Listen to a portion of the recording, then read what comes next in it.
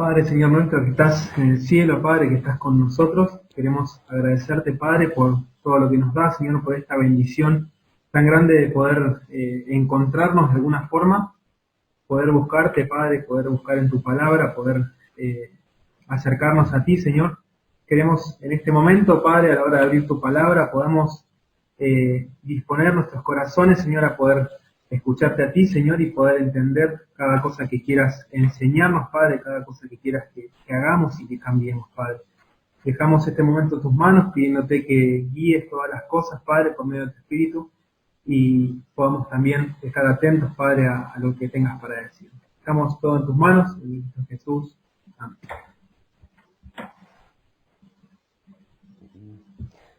Bueno, gracias, Agustín.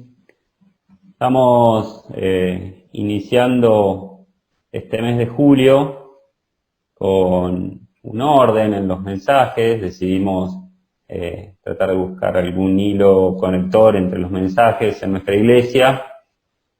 Y quizás alguno podría decir sorprendentemente, pero por dirección, entendemos del Espíritu, se nos trajo a consideración la historia de Abel. Abel, una fe que salva, nos dijeron, vamos a hablar el miércoles, el sábado y el domingo.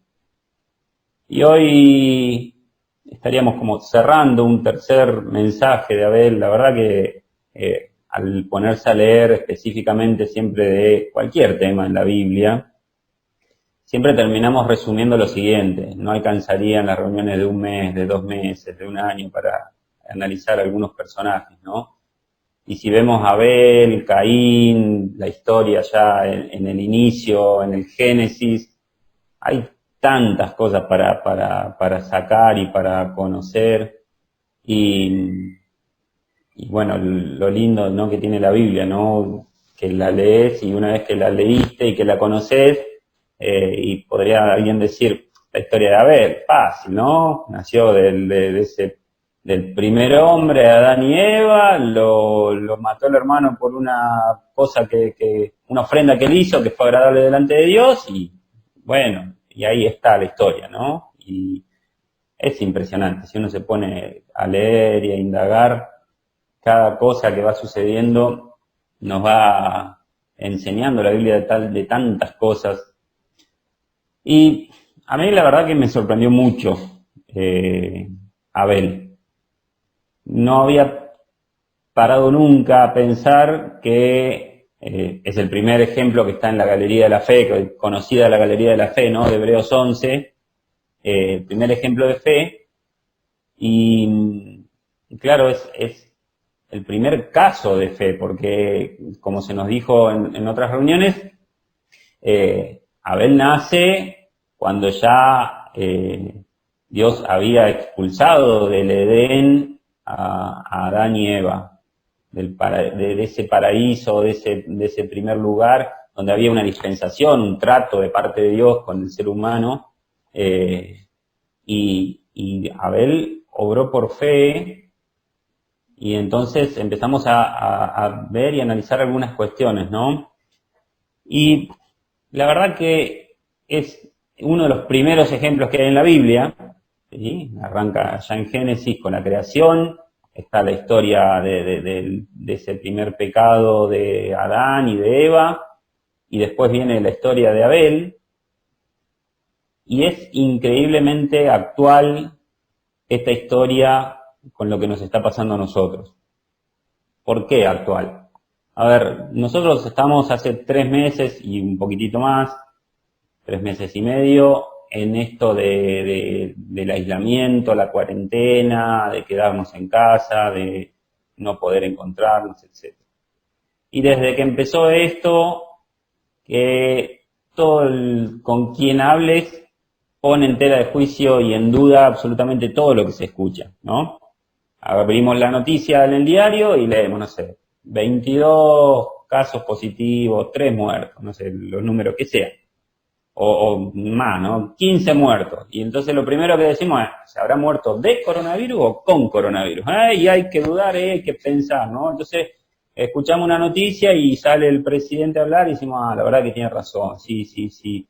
yo dudaría un poquito de lo que dice, pero no, tiene razón. Y después salta un médico y habla en contra porque es contra, y no, tiene razón, pero yo también dudo. Y lo único certero que hay hoy en día es la duda, ¿no?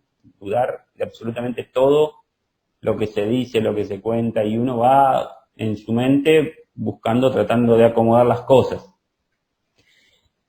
Y nos decía Lucas ayer, ¿no?, que la fe es una realidad presente de una promesa futura. Qué bueno que es tener el Evangelio, qué bueno que es tener la fe, qué bueno que es tener la Biblia y creer en Dios y tener a Dios de nuestro lado, tener a Dios con nosotros, porque la verdad que tener a Dios es lo único seguro que hay en esta vida. Obviamente quien no ha creído, quien no ha aceptado a Cristo como su Salvador personal, lo va a poner en duda. Va a decir, ¿y será cierto lo que dice la Biblia? Y bueno, Lucas nos decía, ¿no? Ver para creer o creer para ver. Y ahí vamos a analizar un poquito lo que nos estuvieron contando estos días. Vamos primero a tener unas lecturas rápido de los pasajes que hablan, ya las leímos en estos días, pero que nos hablan y nos traen la historia de Abel. ¿Sí? Ahí están, Génesis 4, primer libro de la Biblia, ese es fácil de encontrar. Génesis 4:1 dice, conoció a Adán a su mujer Eva, la cual concibió y dio a luz a Caín, y dijo, por voluntad de Jehová he adquirido varón. Después dio a luz a su hermano Abel, y Abel fue pastor de ovejas, y Caín fue labrador de la tierra. Y aconteció andando el tiempo que Caín trajo del fruto de la tierra una ofrenda a Jehová, y Abel trajo también de los primogénitos de sus ovejas, de lo más gordo de ellas. Y miró Jehová con agrado a Abel y a su ofrenda, pero no miró con agrado a Caín y a la ofrenda suya. Y se ensañó Caín en gran manera y decayó su semblante. Entonces Jehová dijo a Caín, ¿por qué te has ensañado y por qué ha decaído tu semblante? Si bien hicieres, ¿no serás enaltecido? Y si no hicieres bien, el pecado está a la puerta. Con todo esto, a ti será su deseo, y tú te enseñorearás de él. Y dijo Caín a su hermano, Abel, salgamos al campo. Y aconteció que, estando ellos en el campo, Caín se levantó contra su hermano Abel, y lo mató. Y Jehová dijo a Caín, ¿dónde está Abel tu hermano?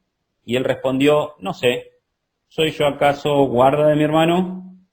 Y él le dijo, ¿qué has hecho? La voz de la sangre de tu hermano clama a mí desde la tierra. Otro pasaje, vamos a ir a Hebreos capítulo 11, Nuevo Testamento.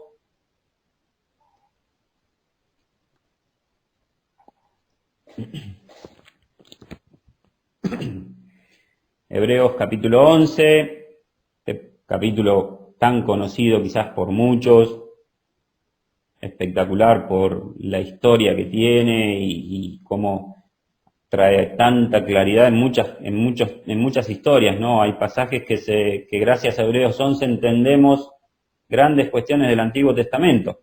Dice, es pues la fe la certeza de lo que se espera, la convicción de lo que no se ve. Porque por ella alcanzaron buen testimonio los antiguos.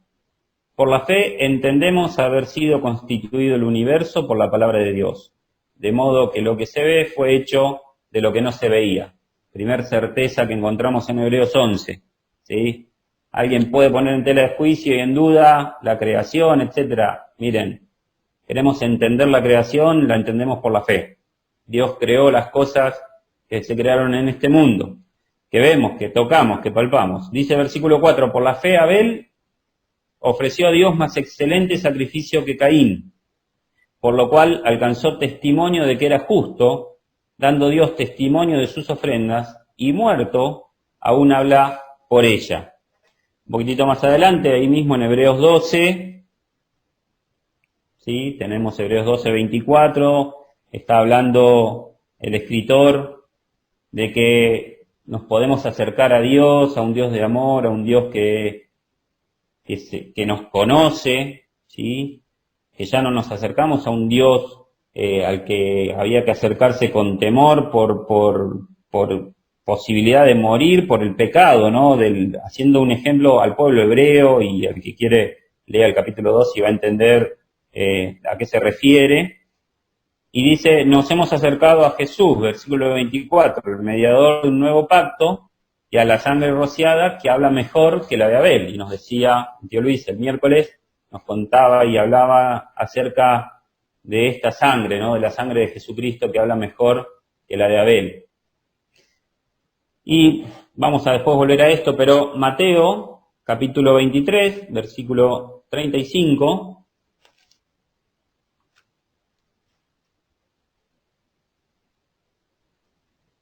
versículo 34, vamos a leer para conexión, dice, por tanto, he aquí yo os envío profetas y sabios y escribas, y de ellos a unos mataréis y crucificaréis y a otros azotaréis en vuestras sinagogas y perseguiréis de ciudad en ciudad. Mateo 23, 35, dice, para que venga sobre vosotros toda la sangre justa que se ha derramado sobre la tierra, desde la sangre de Abel el justo hasta la sangre de Zacarías, hijo de Berequías, a quien matasteis entre el templo y el altar.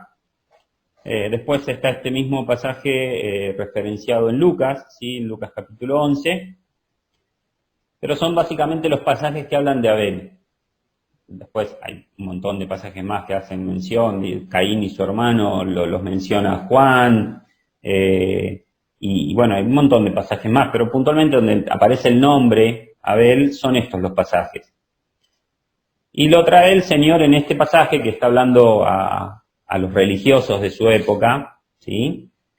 Les está contestando a los saduceos, a los fariseos, a todos los religiosos de la época, y hay que aclarar esto porque habla de Caín, de Abel y de Zacarías. En la Biblia que usan los hebreos, que no es la Torá es el Pentateuco, ¿sí?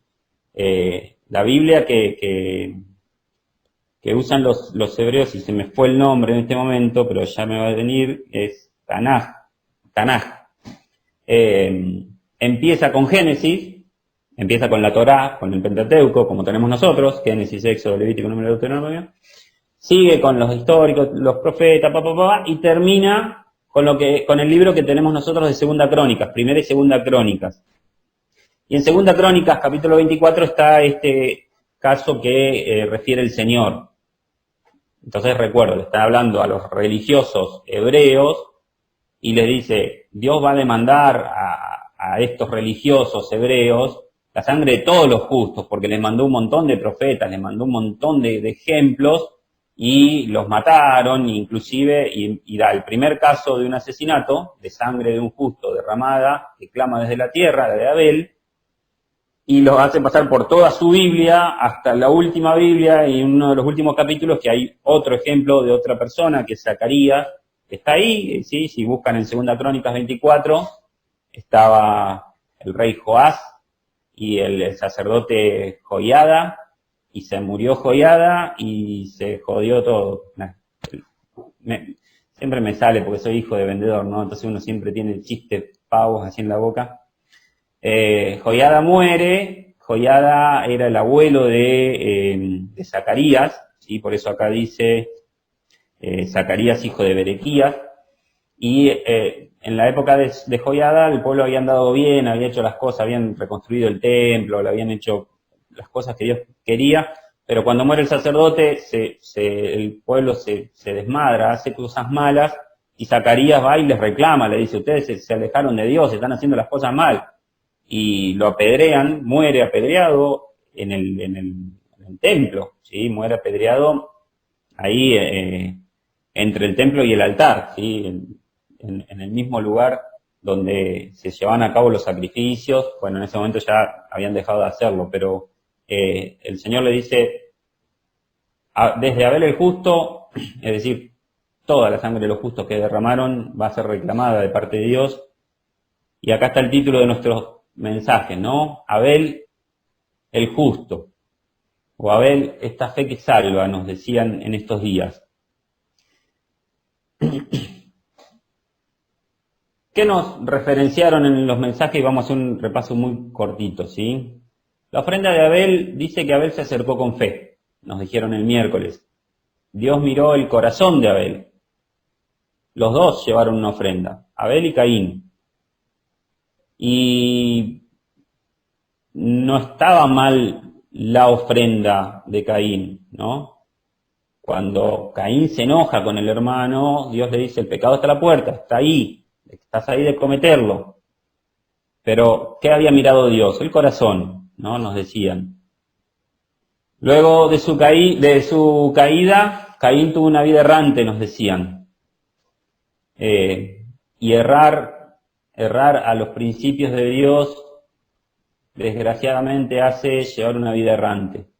Y a veces parece que uno haciendo lo que uno quiere y desobedeciendo y desatendiendo los consejos de la palabra de Dios, porque estos religiosos me imponen un montón de cosas que dice la Biblia y me alejo y voy a hacer la mía porque voy a ser más feliz.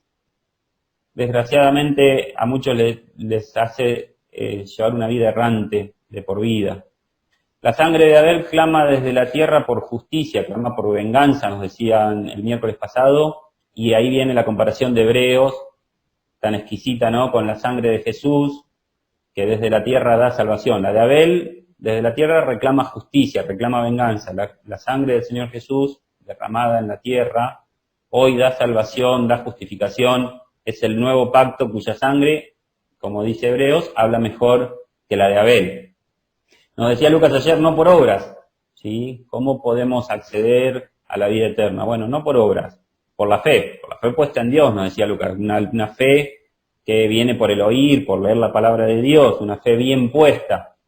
Y el ejemplo, ¿no? Ver para creer, creer para ver, el ejemplo de Tomás, ¿no? Que dijo, no, yo si no veo, si no meto el dedo en los clavos, no voy a creer, ¿no? Y después Tomás se termina arrodillando y esa bienaventuranza de parte del Señor, bienaventurados los que no ven y creen, es decir, para nosotros. La obediencia completa de Abel versus las buenas obras de Caín, nos decía Lucas, y esa obediencia lo que le llevó. Ahora vamos voy a tratar de contar por qué me sorprendió tanto y por qué digo que es tan actual este ejemplo, uno de los primeros ejemplos de la Biblia, por qué es tan actual para nosotros hoy. Nosotros, todo el mundo, o sea, en líneas generales, siempre, lo que se mide culturalmente o socialmente aceptado, uno lo interpreta como es lo que debe ser, ¿sí? Y voy a traer algunos ejemplos de directivas o premisas que nos trae la Biblia, la palabra de Dios, que Dios nos da a nosotros, y pensemos lo que está hoy culturalmente o socialmente aceptado en nuestra sociedad, acá, en el Alto Valle, en Argentina, ¿sí? Efesios 5:4 dice, o Colosenses 3:8 dice, habla de las palabras deshonestas, que no deben salir palabras deshonestas de nuestra boca. Efesios 6:1 dice que los hijos deben obedecer a los padres. Efesios 6:5 dice que los empleados, parafraseando, deben obedecer a los jefes, a los patrones. Romanos 13:1 dice que tenemos que someternos a las autoridades. 1 Corintios 7:4 dice que me debo a mi esposa o mi esposa se debe a mí por el hecho de estar casados en el matrimonio. 1 Corintios 7:10 dice que hay un mandamiento de no separarse para los casados. Y el apóstol Pablo cuando está escribiendo dice, no lo mando yo, es un mandamiento de Dios, no se separe. Después hay para leer y interpretar y conocer los casos en que uno no es creyente, el otro sí es creyente, y si conviene en separarse o no, etcétera. Bueno, eso es un tema aparte, pero el apóstol dice, me preguntaron, yo les contesto, y esto no lo digo yo, lo dice Dios, los esposos no deben separarse. Ahora, ¿qué es lo que está culturalmente aceptado hoy, socialmente aceptado? A veces nos reímos cuando un nenito mira al padre, un chiquitín, ¿sí? 5, 6, 7 años, y dice, pero vos que sos un... Y nos reímos, mirá cómo lo trata el padre. Y ya no nos duele tanto, ¿no? Que un niño se dirija totalmente, obscenamente al padre o a la madre. Miren, estos días que me toca, como tengo a Genaro con 6, a punto de cumplir 7, nos conectamos en las clases de él, de su escuela, ¿no? Y uno ve y escucha a veces cómo los chicos de su edad tratan a los padres de mi edad. Y todo esto que está acá, bueno, no tengo que decirles que no se cumple lo más mínimo, ¿no? Ahora, ¿está bien o está mal? Según lo que socialmente o culturalmente se acepta. Decir mala palabra. Hoy, prender la radio en el auto a las 10:30 de la mañana, escuchamos a unos locutores de Buenos Aires, dan vergüenza ajena escucharlos. Es una mala palabra tras de la otra. Y socialmente está bien, está aceptado. Y ojo que lo cultural, lo social, se va conformando por muchos factores. Muchos años atrás, quizás lo cultural o lo social se iba conformando en función del que tenía la imprenta. Entonces el que tenía la imprenta imprimía lo que quería y la gente al leer eso más o menos se iba armando. Después venían las radios, la televisión y quizás salía algún referente que era el que se seguía, ¿no? Yo me acuerdo cuando era chico que estaba Bernardo Neustadt. Entonces lo que decía Bernardo Neustadt a nivel político era lo que todo el mundo opinaba. Todos creían que era el que la tenía clara. Y todos repetían lo que decía Bernardo Neustadt con su hora clave. No sé si hora clave era de Bernardo Neustadt, no importa. Digo que culturalmente uno va tomando cosas que nos van diciendo, ¿no? Y hoy en día, ¿quién es el que indica o el que va guiando nuestra sociedad acá, la nuestra? Y bueno, hoy no está un Bernardo Neustadt que es el que indica o el que dice por dónde hay que ir y pensar y decir. Hoy son muchos, ¿no? Porque hoy decís, bueno, pero yo por internet puedo abrir y leer los diarios todos, los que son a favor, los que son en contra, puedo escuchar la radio que quiera, puedo leer cuanto pensador y puedo escribir hasta lo que yo quiera y cualquiera me puede leer, sí, es cierto. Y cada vez se usan menos los canales de televisión, donde antes para ver una película o una serie o una novela había que estar específicamente en el horario indicado, porque si entraba media hora tarde ya está, la perdiste. Hoy yo elijo, ¿no? Elijo en Netflix, prendo y digo qué película, qué serie, en qué momento la quiero ver y la paro y la sigo a gusto mío. Es decir, a mí nadie me dice cómo tengo que pensar socialmente. Nadie me dice, bueno, ¿sabe qué? El que te dice cómo hay que pensar socialmente es Netflix, se llama. Pero no es una persona.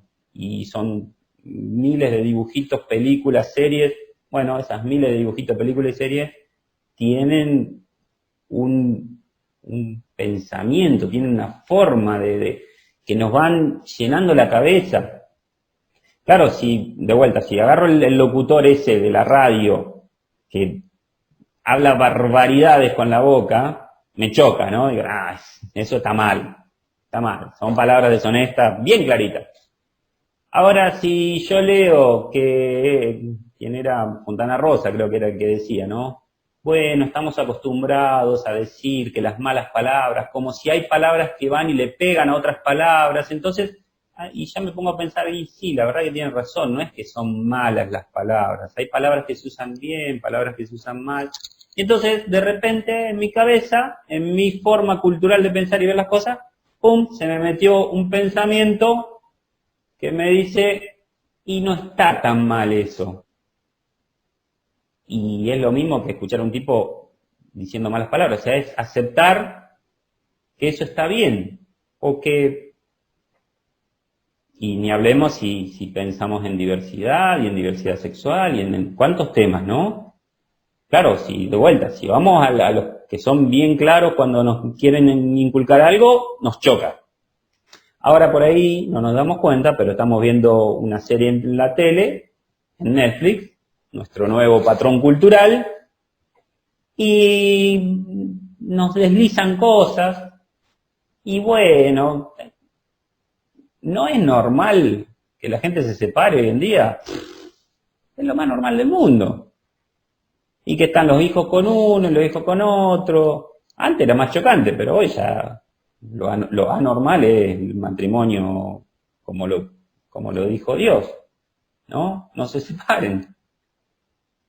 ¿Y eso qué hace? Y que uno se vaya relajando, relajando, relajando, y que cada cosa que nos dicen lo ponemos en tela de juicio, lo dudamos, no sabemos si es cierto, si no es cierto, y empezamos a tergiversar en nuestra mente nuestra propia realidad y nuestra verdad, y esa es la que vale.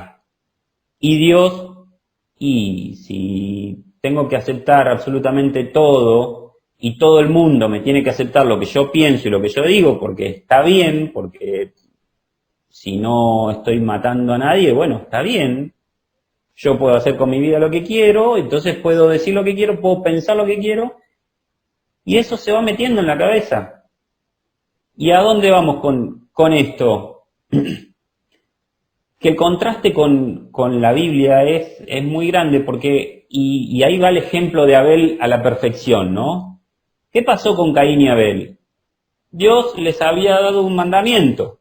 No está escrito el mandamiento, es cierto, pero nos decía Lucas, ¿sí? Aconteció andando el tiempo, ahí en esa frase, ahí deja la Biblia un espacio de tiempo en el cual Dios se manifestó y le dijo a los muchachos, la ofrenda tiene que ser con un sacrificio. Había un orden, había una forma, tenía que haber derramamiento de sangre, porque ya desde el principio Dios empezó a mostrar el camino de la salvación con ese castigo en el derramamiento de sangre. ¿Y qué dijo Caín? Y Caín dijo, yo voy a presentar una buena ofrenda, porque a mí me parece que lo que yo hago está bien, y Dios la va a aceptar. ¿Por qué tengo que ofrecer lo que Dios manda? O lo que me dicen que tiene que ser. Ah, Caín, era por fe. Había que orar por fe. ¿Qué? ¿La ofrenda de Abel fue mejor que la de Abel? Reitero, en Génesis 4 no dice que la ofrenda fue mejor. Dios vio el corazón. Y por consiguiente dio una ofrenda mejor. Y Abel, ¿qué dijo? Voy a hacer la mía, y seguro, como está todo permitido y está todo legal y está todo bien, Dios me va a aceptar. Y entonces Lucas nos decía ayer, obediencia, pero obediencia completa. Porque no obedeció Caín llevando una ofrenda, sí obedeció llevando una ofrenda, pero no era lo que Dios había pedido. ¿Y qué nos dice la palabra? Cristo dijo, el Señor Jesucristo dijo, yo soy el camino, la verdad y la vida. Juan 19, 17 y 18 dice, y él cargando su cruz salió al lugar llamado de la Calavera, y en hebreo Gólgota. Y allí le crucificaron, y con él a otros dos, uno a cada lado y Jesús en medio. Juan 19:30 dice, cuando Jesús hubo tomado el vinagre, dijo, consumado es, y habiendo inclinado la cabeza, entregó el espíritu. Juan 19:34-35, pero uno de los soldados le abrió el costado con una lanza, y al instante salió sangre y agua. Y el que lo vio da testimonio, y su testimonio es verdadero, y él sabe que dice verdad, para que vosotros también creáis. Miren, de esto no hay duda. ¿Querés dudar de lo que dice la Biblia? No hay problema. No hay problema para nosotros, para nuestra cultura, para acá, entre los que estamos acá. Ahora, para con Dios sí hay un problema, si querés dudar de esto. Porque el Señor Jesucristo, el camino, la verdad y la vida, para llegar al Padre, vino y murió en la cruz derramando su sangre. Y el que lo vio, el que lo hizo, el soldado ese que clavó esa lanza y que al instante cayó sangre sobre la tierra, esa sangre da justicia y demanda justicia. Es la sangre del Señor Jesús que desde la tierra hoy en día tiene poder y fue derramada y es el camino para conocer al Padre, para concordar con Dios. ¿Qué más dice la Biblia? Hechos 2:32 dice, a este Jesús resucitó Dios, de lo cual todos nosotros somos testigos, decía el apóstol Pedro. Estaba predicando en Jerusalén y había un montón de gente escuchando y decía, Nosotros somos testigos de lo que hizo Dios resucitando a Jesús. Sepan pues ciertísimamente toda la casa de Israel, sepa ciertísimamente todo el mundo, que a este Jesús a quien vosotros crucificasteis, le dice el apóstol Pedro a los judíos, Dios le ha hecho Señor y Cristo. Esto es una verdad que no se puede pasar por alto. 1 Timoteo 2, 3 y 6 dice, porque esto es bueno y agradable delante de Dios, nuestro Salvador, el cual quiere que todos los hombres sean salvos y vengan al conocimiento de la verdad. Porque hay un solo Dios y un solo mediador entre Dios y los hombres, Jesucristo hombre, el cual se dio a sí mismo en rescate por todos. Miren, hay un solo Dios, hay un solo mediador entre Dios y los hombres, y es Jesucristo hombre. ¿Por qué entonces digo que este ejemplo de Abel es tan vigente? Porque ya en aquella época alguien dijo, no sé si es tan así. Voy a ver para creer. Y lo que Dios propone es que creamos para que veamos. Y lo que Dios ve es el corazón. Y conocerle de manera íntima a Dios, al Creador, al Todopoderoso, que nos dejó un camino para que tengamos vida eterna, para que tengamos comunión con Él. Esto es a través de un nuevo pacto que hizo Dios con el ser humano, con nosotros. Esto es a través de la sangre de Jesucristo, que habla mucho mejor que la de Abel. Así dice Hebreos, ¿no? Lo leímos. Es la sangre de Jesucristo, es el camino nuevo y vivo. Arrepiéntanse y vendrá de parte de Dios tiempos de refrigerio. Otro pasaje que está ahí en Hechos. Miren, podemos poner en tela de juicio y en duda un montón de cosas. Pero en ningún otro hay salvación, porque no hay otro nombre bajo el cielo dado a los hombres en que podamos ser salvos. Lo de la Biblia hay que creerlo y hay que recibirlo como un niño cree y recibe lo que le dice el padre y la madre y lo cree así, sencillamente. Es lo primero que hay que hacer. Arrepentíos y convertíos para que sean borrados vuestros pecados, para que vengan de la presencia del Señor tiempos de refrigerio. Es la única forma. Y por ahí alguien, reitero, siempre la gente, nosotros dudamos porque es lo que, como estamos ordenados mentalmente. Dios propuso un camino. Pensemos que es el Dios creador, el todopoderoso, el que nos dio la voluntad para que decidamos sobre nuestras vidas lo que querramos. Pero es el eterno, es el que nos formó. No podemos ir como criaturas a nuestro creador y decirle, mirá, yo la verdad pretendo esta nueva estructura, esta nueva forma, vamos a hacer una nueva alianza, a ver si de esta forma... No. Es el Dios eterno, el todopoderoso, y nos dejó un camino para que tengamos vida eterna, para que tengamos comunión con Él.